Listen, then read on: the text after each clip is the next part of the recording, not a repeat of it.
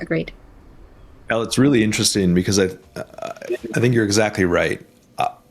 If we're using the VA example, I would love to be able to turn that VA that I have, for example, that one VA, in have that person produce to the level of 5 or 10 VAs, right?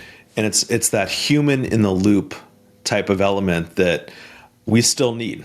You know, Mm, I don't know if we're ever going to get there to the point where it's completely autonomous. I bet maybe at some point, but do we really want that, right? Because computers, machines are still capable of making mistakes. So are humans, right? But just having that oversight by that human to make sure that they are watching everything to make sure it's done correctly, I think is probably the best way to go. But just the idea of that force multiplier idea. How can we take what we're currently doing and exponentially level up?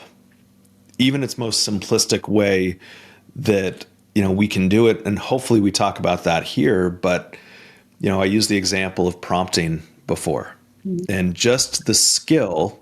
And it's a skill, guys. It's not. This is not something that you just kind of come out. You're born with, right?